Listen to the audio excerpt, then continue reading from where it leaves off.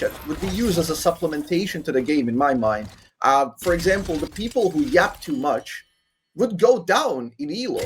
The game would severely be restructured because the competitive game and a game where you communicate and band together is completely different from solo queue. It's different. So we're measuring two different. They're two different categories in a way. So the solo queue would definitely shift from one pattern to another. But I think the communication would throw in evolutionary iteration process eventually be grounded down to the bare essentials. I think the best, when you look at the best teams, how they communicate, they don't really say much. They're in the same pace. They have the idea what to do. They're very similar ideas, and they just mention the very few key things. So I don't think people will be doing this sort of we're gonna dive them at 3 minutes and 40 seconds. In the meantime, you're gonna shove 3 waves. This is totally unrealistic scenario because who the hell knows what happens 2 minutes down the line? The game is too chaotic. It's got too many variables. But jungler, if he's in passing, he can say, is it diveable? These guys say yes or no. It's communication. Is middle laner moving? Do they have prio? It's going to be stripped down to the bare essentials over time. Now, initially, we'll have a ton of yappers and we'll have a ton of people who don't say anything. Eventually, I feel like through this process, they will come down to a point where they're most beneficial and productive. And it's also better to play League that way instead of somebody constantly talking in your ear. You're not playing the game with a director's cut, you're still here to play the casual game and in a way casual. You want to relax and focus on your own stuff. Because everyone understands that League of Legends is very complex. There's many things to focus on. But I think having voice chat and people will slowly figure out what are the key things that they need to mention, the key essentials, the jungler path, and do we contest this? Just the bare essentials. Obviously, there's voice chat for more complicated plays. For example, you completely lost the game. There's no win conditions. Can you all go here, and stack in this brush and try to cheese because we cannot win any other way? It's that's something you can never really do through chat. But voice chat would enable that sort of coordination. But that's the rare case. I think the more obvious case would just be the beats, on this level of the fight. You're just before level 2, right before level 6 on bot lane, for example. Or these skirmishes, if the jungler moves in, he just mentions, I'm invading, can you push? Or something like that. These are tiny bits and pieces that people will figure out eventually. Okay, so what we're going to do now is I want either of you to steelman that argument completely, right? I want you to talk about what if voice comms were perfect, as Azat was saying. I want you to critique the perfect form of voice comms. Let's say that it does evolve. Let's say 5 years down the line, everyone is the best communicator. We've got these awesome comms. Everyone's very succinct. Everyone's using the same terminology. We're all aligned. Is that still a negative for the game? Or is that not even possible? Just before I answer that question, 30 seconds. 30 seconds. I just really think it's important to note that I think you kind of proved the point, though, that what would happen is that people who are bad at communicating would drop in rank, and the people that got good at communication, or let's say the communication got more refined, would climb in rank. So it's such that what you would get is that the communication would be absolutely dog shit in the lower tiers, and it would be a waste. It would be a forcing function whereby inherently the lower elos would always be terrible communication, and it would be as if it shouldn't have existed in the first place, such that in the higher elo brackets it would be a thing. And I would agree with that. I think that communication in the highest elo bracket... The evolution that you're talking about is that would only happen, that evolution that you're talking about, in Master, Grandmaster Plus, because those players are playing all the time and you think about this, and as you said, Azap, the fragmentation. So let's say evolution would actually never happen in my mind, because even if the community, even after years, because people take breaks from the game. We see in our programs all the time. New people coming in, breaks. Some people, there might be an option to just mute people, and some people go there's going to be no evolution in my mind unless it's in the highest levels, because it's too fragmented. It's not consistent enough. Yeah. That can't be the case. Well, I think we have to come back to that. I think it's a whole bit. Yeah, it's an interesting. I like that. It's an interesting game. But just to add to Charles happy here, we should do this. Please do. The steelmanning of the whole. What if comms were perfect? If comms were perfect, what would it look like? What would it sound like? If comms were perfect, would that still be a negative? Or would that actually be a positive? Yeah, and I think this is okay. So this is, if let's say we've got a steelman at negative. let's say Riot Games. Let's say Riot Games came out with like a masterclass on how to use voice comms and solo queue, and it was plastered all over the client, and everyone had to watch this video, so everyone knew how to properly use comms and solo queue, where it was super tight communication, no one's overwhelming, like everyone's like being mouses, like okay, no flash here, Kimmel has no E, or whatever, like very like tight, clean, cooldown based communication, not overwhelming with crazy macro strategies and all that stuff, right? And we will have to get into what good communication in solo queue would look like. But if that was the case, I would tend to believe that I wouldn't say it would necessarily be better. It would just be different. So I agree in the sense that it would evolve. League would just be a very different game. It would be a very, very different learning experience. It would just be a very different game. League of Legends in its current state is like very kind of like brutal. It's very brutal. And so in a way, it probably would smooth out some of the edges of the solo queue experience. It might make it more pleasant in particular areas. But I you know, even me steel manning it, I think it would just be different. I wouldn't say it would be necessarily better if it was perfected. Yeah, I mean, you know, you're telling me here, Charles, to live in a perfect world. I'm a realist. I think of, you know, realistic, real situations. So you're arguing with the moderator. You don't like the question. You don't like the question. I do not live in fantasy land.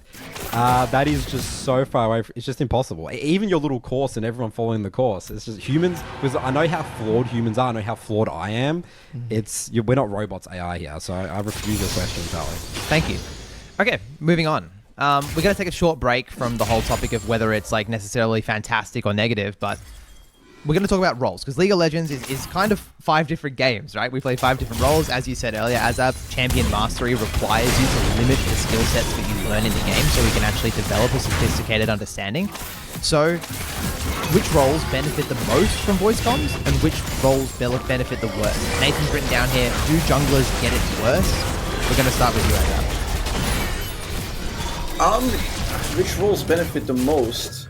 I guess in the short term, you would probably see the most benefits from supports and the junglers, or like vice versa, I guess, in hierarchical order. Junglers would benefit the most because they would have much better communication with the teammates, which would enhance their own playmaking and decision making, because they're the 2 highest impactful roles to dictate the tempo of the game, right? You have jungle and support. So in short term, I would imagine they would really like it. But in the long term, I think it would be the universe, truly, because the roles which have the least amount of macro decision making, again, hierarchical, support, top, and then mid, they have the least amount of knowledge checks and macro checks. They would benefit the most in the long term because their game understanding would deepen, it would broaden by constantly hearing the inputs and the game flow from the roles who are much more like embedded within this decision making. Nathan? All right, yeah, you're a jungler. I think that comms. I'm not going to speak for support, but jungle would absolutely ruin junglers. Jungle is already the most by far misunderstood role in the game from laners' perspective, and I'm even saying junglers. Junglers have no idea what we're doing. The amount of So doing a bad gank in League of Legends, just one bad gank, show it on the map is expensive. We can all agree on that. You know, you give them any jungle options, no idea. You know, wasting time on tempo on camps, not getting back to camps and so on. I coach people, and even my best students who've been going to so many reviews, they always will follow a ping from someone or a laner. They can't help themselves. And this will be amplified with voice comms because every laner has no idea what the jungle is. Everyone wants to play the game. No one wants to be weak side. They're going to say they're calling for the jungler help. The jungler will get obliterated. They'll have no idea where to go. They'll be completely overwhelmed. I would say in your scenario here, is that what you said junglers will benefit, is if the jungler has so much confidence, is so much higher level than everyone in the game, then the jungler would be really beneficial for both. Because they could say, no, I am not ganking your lane, I am finishing my sequence, and the enemy jungler's there, so I'm going to recall and go to the other side of the map or whatever, or like, I'm going to punish the tempo over here. Like, ganking this lane is really bad for you, but junglers have no idea what a good and bad gank is up until even my Diamond 4 students will do really bad ganks and actually really not know why it's a bad gank, because the amount of tempo they lose and how it's not a high quality gank. Like, they don't deny enough experience and gold from it. It's actually not worth to, you know, use your ult and half your HP to kill someone when grubs or dragons spawn in 40 seconds. But I still, you know, they still are learning that sort of thing. So I think junglers will be obliterated. I think, and in doing so as well, you know, junglers are in every game, so like laners are going to get confused, junglers are getting confused, no one's going to know what's going on. And we also see this as well for professional play. My observation from watching esports over the years, and there's many examples of junglers' careers, junglers that aren't sort of assertive or like more introverted, these players get their careers disappear very, very quickly. Very famous examples is like you hear about TSM, like what, you know, TSM did to their junglers. Like all their junglers got obliterated. And that's because if you actually look at all those players, they were sort of very, you know, I'm in the TSM model, I'm just going to do what they say, and junglers get obliterated when they don't play for themselves. Okay, so Nathan, obviously, talking for the junglers of the world, pouring one out for Santor and Amazing, Mike Young, all these people. But I will say though, is that, again, even like I always say to my students, is that I'm not confused by the community blames us junglers. We ruin games. Literally, many Rusei saying how you ruin this game for your top laner by ganking into a massive wave, and all your Darius wanted to do was catch the wave, and instead you forced him to come. You got double killed by Teemo. End of review. See you next time. This is, junglers can have massive impact in the game in the first 10 minutes that can completely just, the game's exploded compared to any other role. Okay, so you take a lot of the blame as Absolutely, jungler. yes. I think that's a big problem. Junglers don't take enough blame. They're horrendous games. Okay, let's just quickly go deep on mid lane for a second here. We've got two mid laners there. I feel like it would be silly not to. So, can I just say about what about the jungle point before we move on? go on. I think it's precisely true. Yeah, like the junglers are the most misunderstood, and I think understanding is a two-way street. And I think communication would actually broaden the understanding from, let's say you have a teammate who constantly pings you for ganks. On a voice chat, he will be either less inclined to do so, or if he does that 3 or 4 games back to back and he's just constantly annoying, would you rather see this person lose LP or just continually be in your elo? Like, these are the players who, like, we talked about the restructuring of the game incentives, and the game would be different. Those people would get punished inherently because they're just causing so much chaos and they're constantly like needing babying. I think understanding of the jungler's perspective is going to be pretty good, and we're not assuming that all players are really equal skills, so the jungler has to be like better than them or smurfing.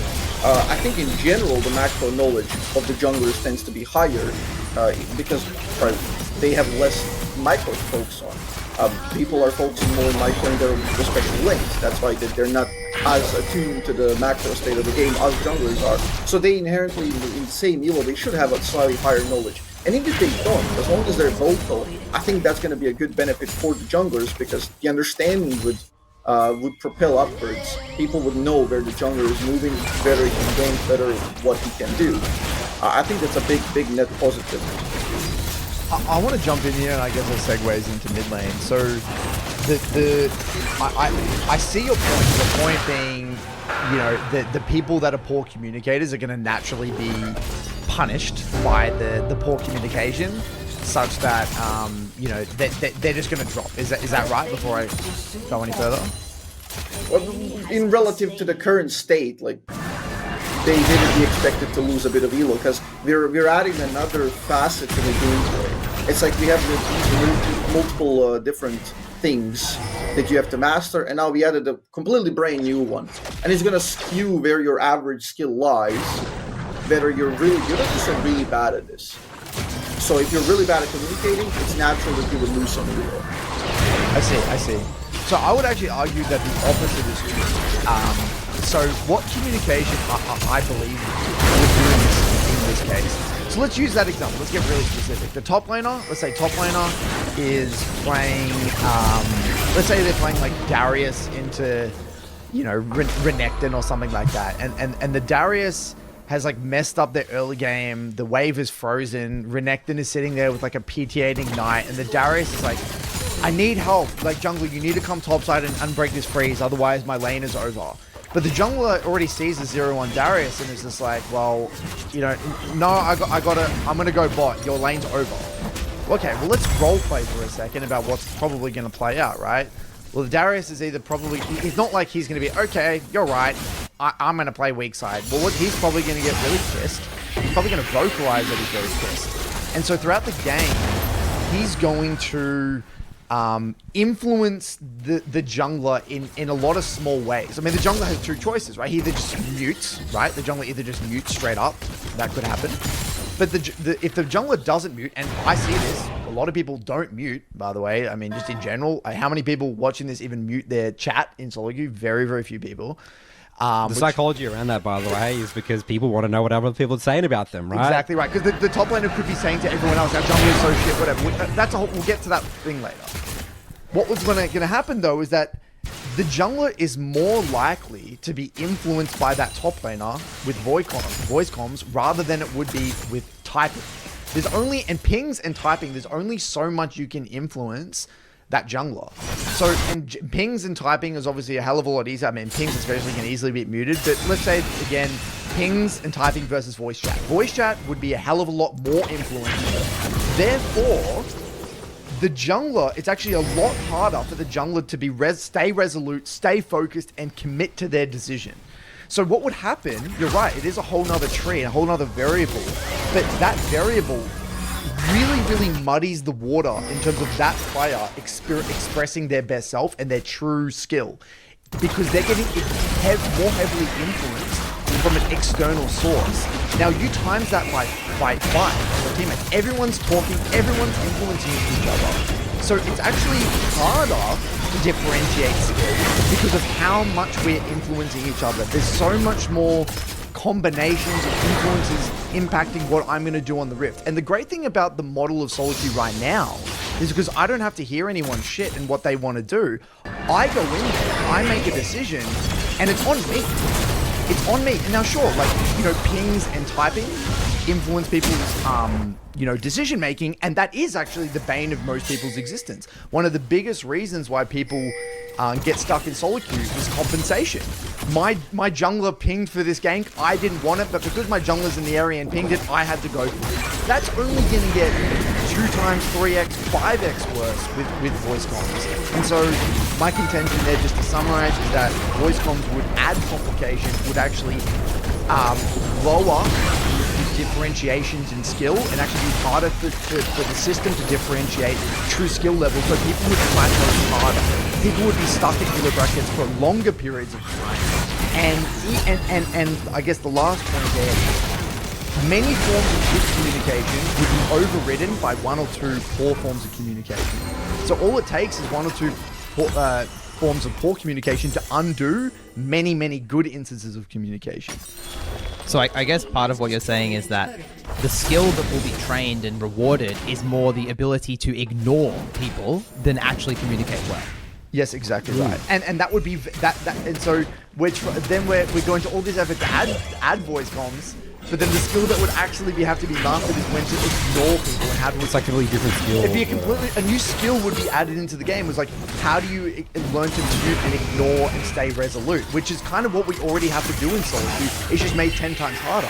I think the experience of solo queue would be way less comfortable, way more complicated, and just a less enjoyable. Too much compensation. And by you saying that, actually, now, as Azap says, jungle or support thinks that you better. Now you saying that, I think supports and jungles will have it the worst because you're already the compensation role in a way. Like laners by nature, the people who even play lane, especially AD carry, mid, top, they're in general more selfish, like more carry players.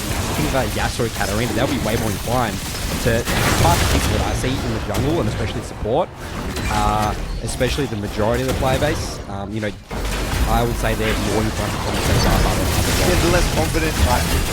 But I'll say you, in the challenger, as I play Delta support run around, you could macro your team. It was very beneficial. Like, I could see that 100%. And even me as well, as a jungler. I would very confidently say to my mid laner, that is not gankable. I am not ganking that. I will literally lose the game if I gank that. And it ties into the whole idea that high elo comp would be better than low elo. Exactly. Okay, but before we go any deeper on this, Azap, so what we're talking about is like the idea of saying no to a play. And something that we talk about a lot on the podcast and a lot in our coaching is the importance of saying no, and how that's literally one of the most crucial, if not like the most crucial skill in the game. Yeah. Does that resonate with you? Do you see this in your games? Do you see this in other people's games? Like, what's your thoughts on the whole idea of the importance of saying no? Okay, let's break it down. I agree with the point it would be more complicated. The game would become more complicated. That is certain, because the peak potential of the gameplay would be higher. The net gameplay quality would be higher. It just really depends what you're maximizing for. And we're going to be in a different sort of environment, different game. For example, this specific Darius situation, where you have this communication problem where one guy is trying to influence the other. I think that, like, we're assuming we're taking players from never having voice chat to instantly having voice chat, and they would let it flop. In a way, it kind of worked initially, but I think the upward curve would really go higher. And for example, I've done jungle unranked to master. I think quite recently, maybe half a year ago, something like that. And yes, exactly, like, you really need to learn how to be resolute in a way to make your own decision as a jungler, put a bet on it, like, I believe this is gonna work, I'm gonna full clear into grubs, I'm gonna do this, only deviate from the path if it really is obvious, in a way. So you learn to become more conscious and more resolute in this way. And I think the voice chat is actually going to make it a bit better, because you will be able to humanize your jungler. Your jungler will be able to respond. Like, for example, Darius is losing, and jungler is going to say, I think our highest chance to win is to play for bot here.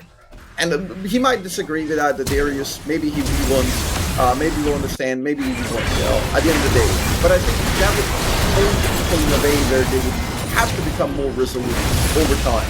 They will have to become more confident in their own ideas and plays, compared to the voice chat. And if you have like two different universes side by side, or like you want a billion simulations, once without voice chat, once with the voice chat, I would much rather have the voice chat one, because the toxicity and the disagreements that you assume happening in the voice chat one are also happening in the chat log one, except that the Darius is now sitting under turret and typing. Like, why is my jungler going down to this? Why is he not doing this? Whereas this way, jungler has a chance to actually be humanized and respond to him, and he's going to propose a different idea. He's not ignoring him because he's trolling. He's not ignoring him because he hates. It's not a personal reason. He just thinks this is a better play. And in a way, you get to combat that. You kind of have to, like, people will understand that, oh, this is not a solo queue game. This is not like a single player game. There are actually 5 different unique teams, 5 different players, and everyone's got their own ideas. This jungler has an idea. I can't really fault him that much for it. Like, it's obviously like idealistic sort of notion, but like it is gonna happen incrementally. And I do believe in that evolution. And even if we assume that the low elo will communicate more poorly, which is true, that will be an aspect of it. If somebody communicates just slightly better than the others, people will learn from it. They will get better. If somebody, like, the incremental process is superb, the evolution will happen if somebody is just slightly better and has slightly more knowledge and is communicating that to the teammates, compared to zero communication, where nothing is conscious, everything stays foggy, and nobody does anything for a particular reason, which means you don't really think things through. You just play the game out through the motions without feeling any sort of impact or control. So on the topic of humanizing teammates, right, because we're kind of touching on toxicity, which is often brought up in the voice comms debate, right? So it sounds like you're saying that things might be less toxic with voice comms when people get... Okay. I think before we move on, because I really want to move on to the humanizing and toxicity. But yeah. I really want to, like, harp on the point of, like, knowledge checks and stuff, because I think something that is really important point to mention here is this whole idea of, like, the blind leading the blind. And so, like, again, we have to bring it back to how learning works in League. And I said it at the very beginning, there's a feedback loop, okay? And so the feedback loop, the way League works and why it's such a beautiful game in its current state is because the feedback loop is purely on you. You have to make the decisions, you get punished for the consequences, and you're only influenced by pings and typing. And so what happens in the lower tier, because let's use Silver as an example, right? One of the most biggest, largest rank brackets, silver and gold. Most of those players in those ELO brackets, they don't have very sophisticated knowledge of the game, right? And so what you've got is that if a jungler is getting asked about something in top lane, they're not going to have the knowledge to understand whether or not, a lot of the time, whether or not how bad a play is or not. And if someone sounds convincing, right, and say they get convinced, they get their arm twisted and they go for a play, and it doesn't work, then the problem is then who's to blame? Who gets the learning, right? The jungler doesn't get that learning, do they? Because the reality is that they're going to be thinking, oh, that was just my dumbass top laner's call. They're not going to take accountability for that decision. Because as soon as someone else pings something, and then you go to that play, you're not taking accountability for that play anymore. You're putting the onus on them, right? And the reality is that, like, people really struggle with taking accountability for errors in League of Legends, and I think it's only going to get made worse from communication. And when people start influencing other people's decisions, the feedback loop gets so complicated. You've got so many variables at play that I think it just adds so much complication. Like, what do you really learn? Yeah, the learning falls apart. The learning falls apart because, like, what it takes to get from silver to gold, like, as a mid laner actually has nothing to do with anyone else's job. Like, I don't give a flying fuck what my top lane is doing. I don't care what my bot lane is doing. I don't even really care for the most part what my jungler is doing. I just need to get good at dealing damage with my champion. I need to understand what my champion's reference points are. Need to start developing my matchup understanding. And I need to have a rough awareness of where my jungler is. I don't actually even need to know all this information about what's going on top or what's going on bot. And if I did get that information, that's going to really overcomplicate my job and what I need to do.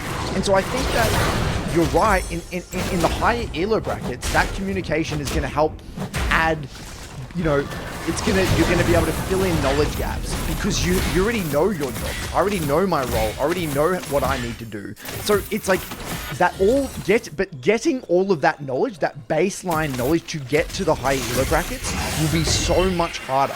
So again, the trade-off, again, for the high skill cap, we have mass complexity. But with max complexity, you just get this, I think with League, as it's already so goddamn complex, the game will become too complex. Learning will become so hard that it will almost borderline be unfun in a way. Like, League is already borderline too hard. I think that's something that Riot have already, everyone's, you know, a big critique of Riot is like how the game is too hard for people. All the player base is getting better, and it's just the barrier to entry is really high. So like, I think that, again, this is where it all comes back full circle to the whole idea of, like, I can see your point of it being very effective in the high elo bracket. I'll even say with AZAP, not even just for the high effective for the high elo brackets, I definitely think that in the case that AZAP is talking about there, like, the jungler theoretically can learn from that situation where that dive goes on and takes accountability for it. Curtis is saying that person probably won't take accountability for it. I think that because you're in such a learning mindset, AZAP, I think you're unique. I don't think that, you know, we're all outliers. We're all outliers. Yes, The average person doesn't have, in League of Legends, doesn't have that mentality. Also, by the way, AZAP, like, we're talking about that one situation, right? I reckon the way that would play out is that jungler would, you know, go there, makes, you know, a game ruining play or whatever, and then, you know, let's say that they do learn from that, right? Guess what? They actually, what I see, they forget about that whole play because the game goes to 25 minutes, and then in their mind, the way the game was lost was that 25-minute team fight. Yeah. That because people don't weigh plays and like, you know, the same value that sort of we do. We know how bad an 8-minute, you know, failed tower dive is for the outcome of the game. But in terms of learning the game, no one actually realizes how bad it is for the game. Like, how bad. So the reason this is important, last point here before we go back to... Yep, 30 seconds. It's turning into Broken by Concept episode 1 over here. Sorry. The last point is that, in a way, I think this would decrease, the effect of this, it would actually decrease people's individual skill level. I think actually what would happen if you run two timelines, two alternate realities, right? Because we have alternate reality A where voice comms are enabled, and alternate reality B where voice comms are disabled. The net skill of the players in alternate reality A up until, let's say, 95% of the player base will actually be worse.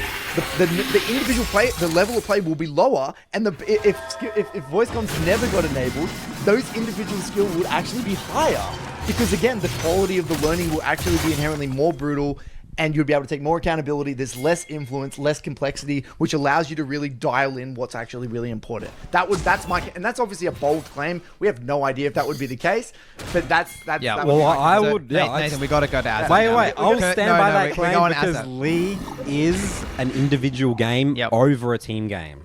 Understood. So Curtis is running he's getting alternate realities. Azap's running 500 simulations. We're going out to lunch here a little bit, guys. So we're gonna end up we're gonna close out the learning topic now. We're gonna end Azap's thoughts on the learning topic. So I know you said earlier you actually think it'd be more beneficial for lower ranks to learn more, and these guys seem to think that it's going to be way more beneficial for higher ranks. They've already yapped a lot, Azap. I just want to give you one more opportunity to talk about the learning aspects before we talk about toxicity. So do you have any closing thoughts on that? Yeah, I think it's the opposite. Again, we have no way to tell. This is just my intuition speaking. I think it's the opposite. I think the higher levels have less to communicate about, less to learn about, because they're already at playing at 90% game efficiency at super high elo. So I don't think they would improve as much with the communication, especially because the other team would also be communicating. It would be very, very difficult to break the armor. People would kind of remain in the same ideas, and it would come down to the individualistic differences in plays that are going to break the game.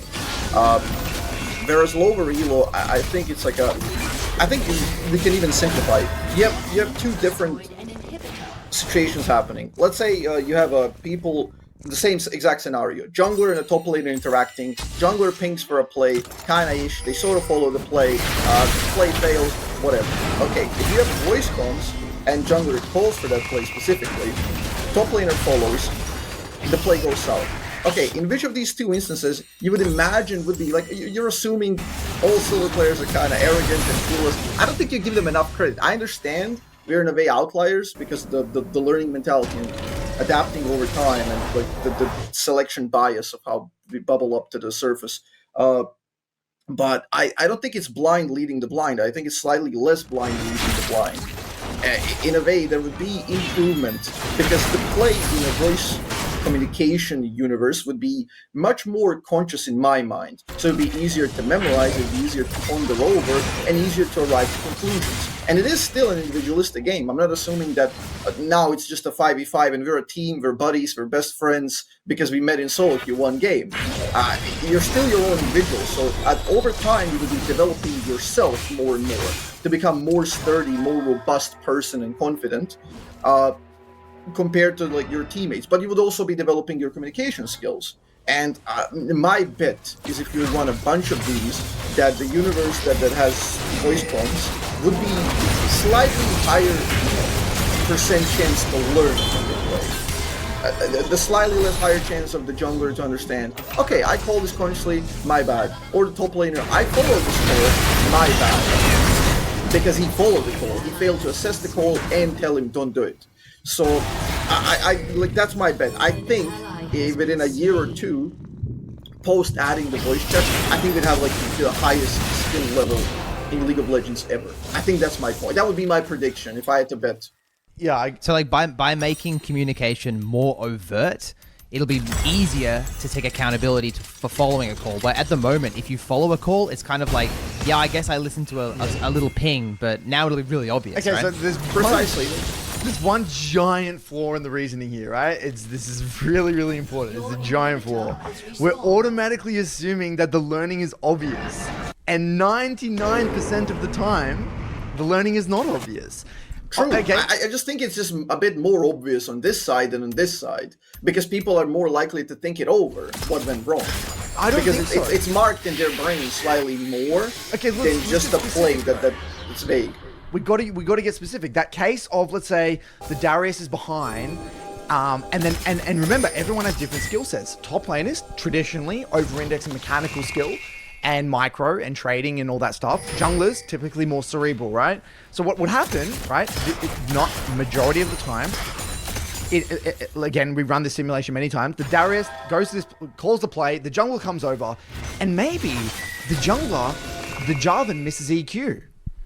And the Jarvan misses EQ, and so in the Darius's mind, the Darius is like, Oh, but you missed the EQ, mate. You know what? This play would have worked if you just hit the EQ. The Jarvan's thinking, this play fucking sucks. Even if I hit that EQ, I don't think, there's no way we're going to win that. So now what you've got as a dilemma is the learning that the EQ should have hit, and if the EQ would have hit, the play would have been great. Or if the play just fundamentally bad because you're already losing it behind, and Jarvan should have been on the other side of the map. Now, we don't have time to discuss the learning here. We have no idea. We can't sit there and review that play. We're respawning in 5-10 seconds. We got to make the next decision. So because of the communication, you're actually voice comms will actually make the learning less clear because you've got you're going to have two strong opinions about it, and they potentially they don't have the game knowledge to even know which one was right. And this is what I always say in my review is we've got to review it through a micro and macro lens. We're going to take a look at it mechanically, and we're going to look at the big picture. You don't have time to do that. I can't discuss with Joe Blow if that was a micro or macro problem. I just got to move on. So the reality is that, like, I think because of the influence of the voice comms, it's actually just making it so hard. It's too theoretical that we're going to be able to hash it out together in that moment. And like, the learning is it's just not going to happen like that. It's too messy. I will give Azab room to respond to that because we're extending this portion of the conversation. So Azab, were you talking about people hashing it out, or were you talking about kind of learning in a different way? No, learning happens post things when you think about them, really, when you consciously observe them. And I think it's more likely that you consciously observe it when you have like a vocal disagreement. Let's say that happens, and you say you clearly missed your EQ, right? So you're thinking it's a mechanical failure, he's thinking it's a macro failure. I think the end result, what happens here is they both ponder over a bit more consciously and a bit more after than they would usually. I think in a regular